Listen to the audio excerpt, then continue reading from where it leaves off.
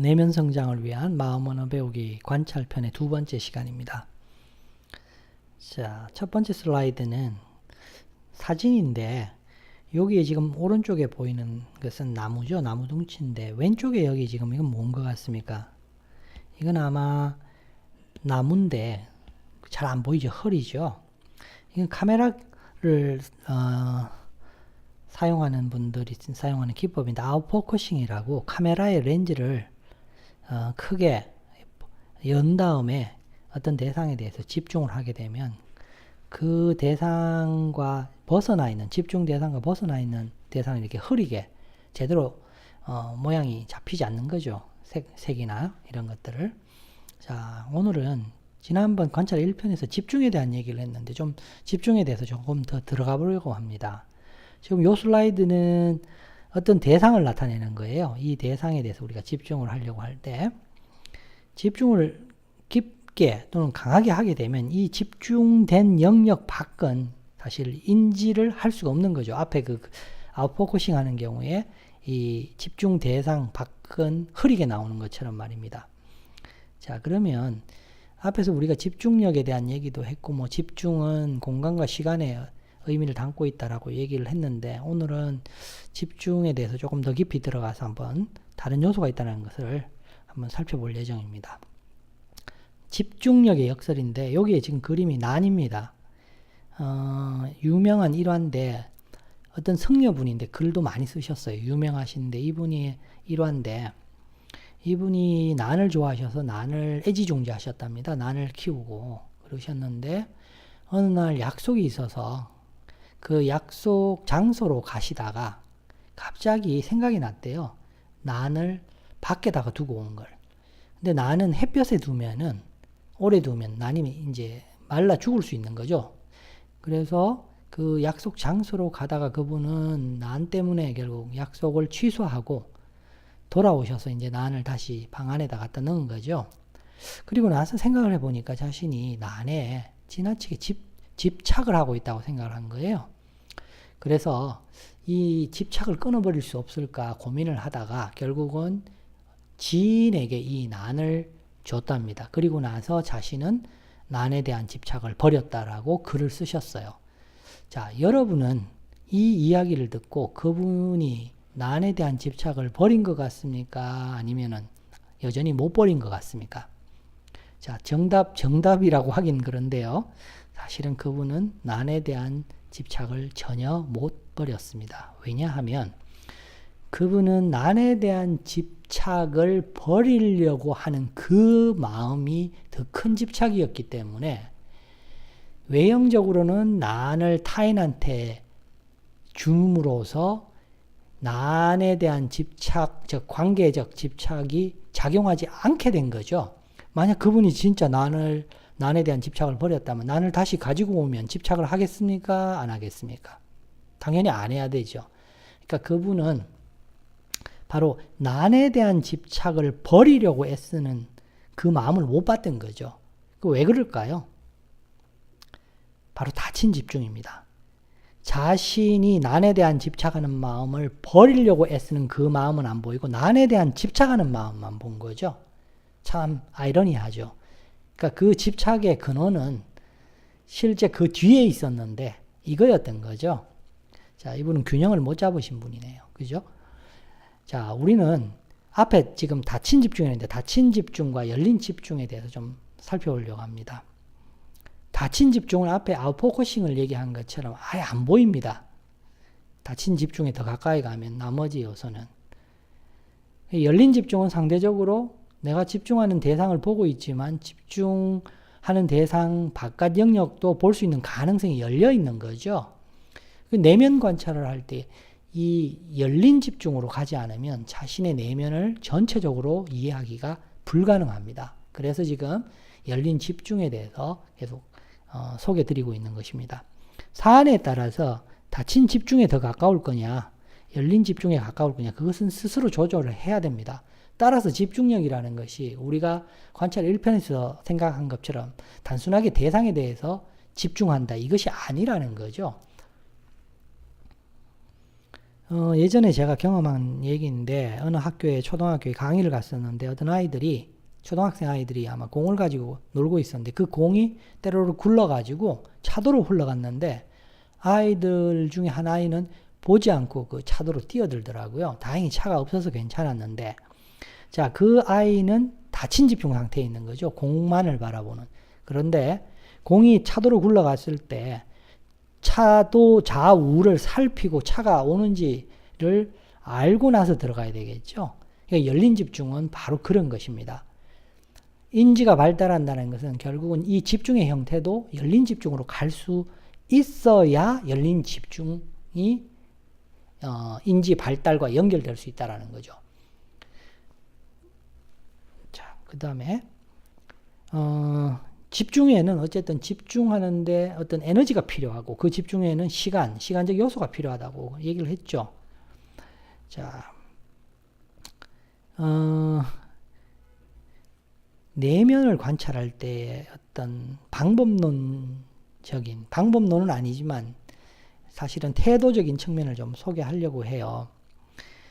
100m 달리기를 할 때에는 우리가 짧은 시간 안에 도달해야 되기 때문에 에너지를 아주 집중해서 쓰게 됩니다. 그러나 마라톤 선수는 42.19km를 달리기 위해서 그리고 그 구간의 특성에 따라서 날씨에 따라서 자신의 체력을 안배해야 되는 거죠. 즉 시간을 조절해야 된다는 거죠. 그 시간대에는 어느 정도 힘을 쓸지를. 그래서 마라톤 선수는 시간의식이 발달을 해야 돼요. 훨씬 다른 선수보다. 내면 관찰도 마찬가지입니다. 내면 관찰은 결국 내면 인식 능력, 즉 인지 발달의 하나인데, 내면 인지 발달의 하나인데 이게 단숨에 되지 않습니다. 어떤 과정과 절차를 거쳐야 되는 거죠. 아이의 몸이 성장하는 것처럼, 아이의 인지가 발달하는 것처럼 내면에 대한 인지 능력도 어떤 발달 과정을 거쳐야 되는데 이것은 마라톤과 비슷하다라는 겁니다. 조급한 마음에 내면 관찰을 하게 되면 결국 내면 인식 능력 자체가 발달할 수 없다라는 얘기를 드리려고 이것을 준비했습니다. 자, 지금까지 집중은 힘을 쓰는 것에 대한 얘기였어요. 그죠? 그런데 이 힘 빼기, 힘을 줄이기에 대한 얘기를 좀 하고 싶어요. 지금 여기 웬 여자분이 이제 물에 떠 있는데 수영을 처음 배울 때 배영을 하는 경우에 몸에 힘을 빼지 않으면 물에 가라앉습니다. 그런데 초보자는 몸에 힘을 잘 빼지 못합니다. 그 이유가 뭐죠? 바로 두려워서죠. 힘을 뺀다는 것은 사실 매우 두려운 일입니다. 저도 일을 직장에서 하면서 일 중독에 가까웠는데 일을 하지 않으면 불안했던 거예요. 그러니까 늘 힘을 주고 있는 거예요. 사실 힘을 뺄 수 있는 능력은 사실은 쉽지 않은 능력이라는 거죠. 사람들은 누구나가 어떤 사안이나 어떤 영역에 대해서 조급해하는 부분이 있는 것 같아요. 자, 그런데 그 힘을 뺄 수 있는 능력을 가져야만이 내면 관찰을 내면 인식 능력으로 연결시킬 수 있습니다. 자, 이번에 이 슬라이드는 목욕탕인데 유레카 모멘트에 대한 얘기를 좀 하려고 해요. 아르키메데스가 유명한 법칙을 발견했죠. 아르키메데스의 법칙이라는. 왕이 숙제를 줬는데 금관을 주면서 그 금관에 가짜금이 들어가 있는지를 찾아내라고 했던 거예요. 그래서 아르키메데스가 한 일주일 동안 밤낮을 고민을 했는데 도저히 이걸 해결할 방법이 없었더래요. 그래서 지쳐가지고 이제 목욕탕에 가서 목욕을 하러 쉬러 간 거죠. 몸을 담그는데 물이 이렇게 넘쳐 흐르는 걸 보면서 부력의 법칙을 발견하면서 이제 그 문제를 해결을 했답니다. 그러면서 그가 이제 발가벗은 채로 시내 거리를 뛰쳐나온 거죠. 목욕탕을 뛰쳐나와서 막 달려가면서 유레카라고 외쳤다고 하네요. 근데 그 유레카가 무슨 의미냐 하면 알았다, 찾았다라는 거죠. 즉 알았다, 찾았다는 인지죠. 무언가를 발견했다. 이거는 무언가를 알게 됐다라는 얘기죠.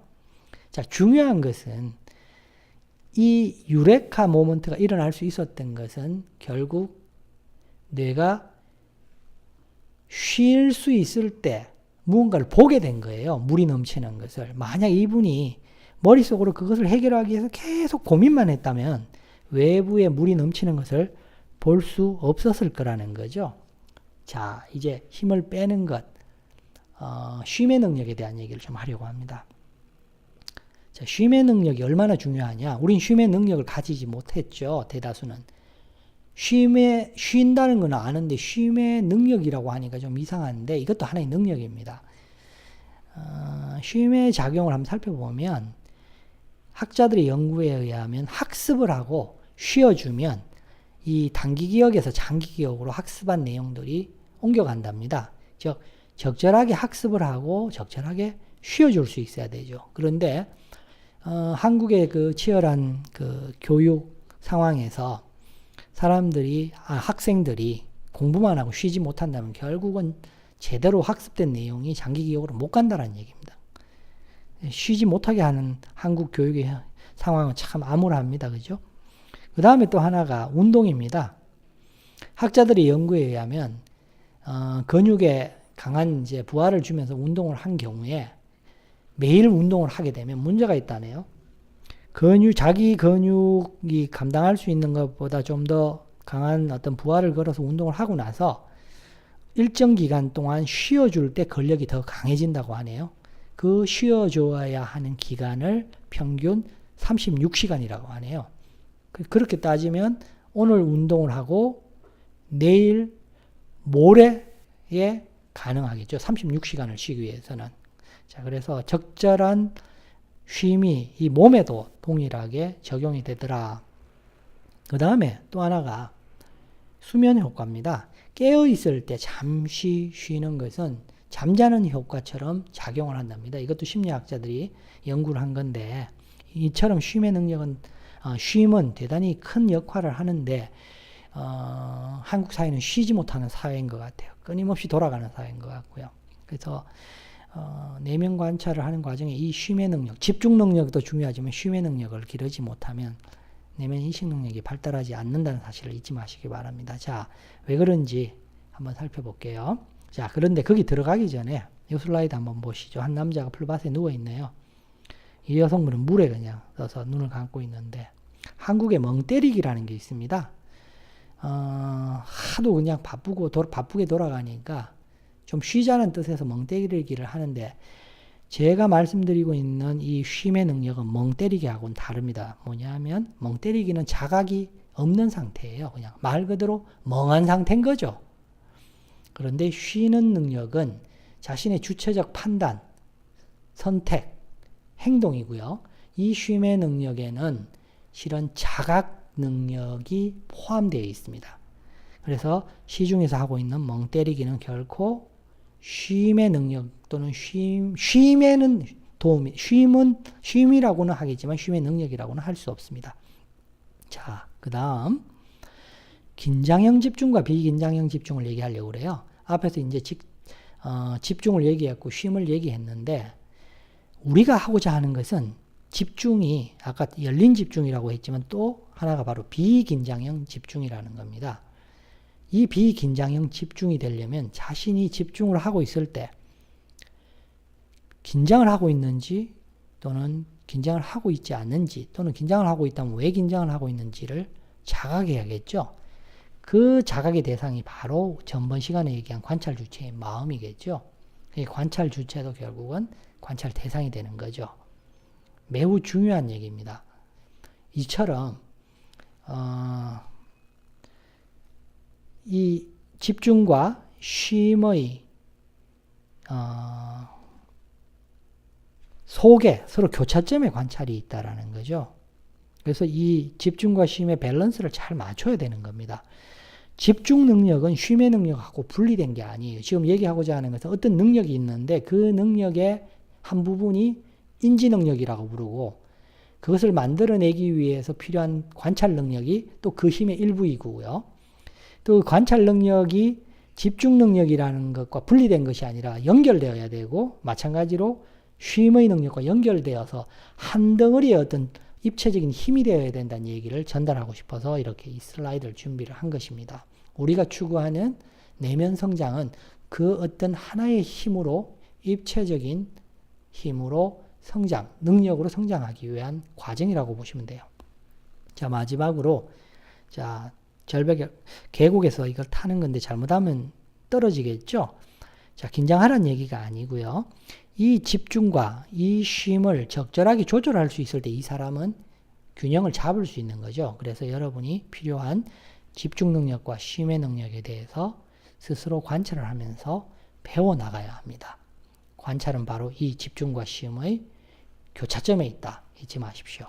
오늘 강의는 여기까지고요. 궁금한 점 전자메일로 보내주시고 감사합니다.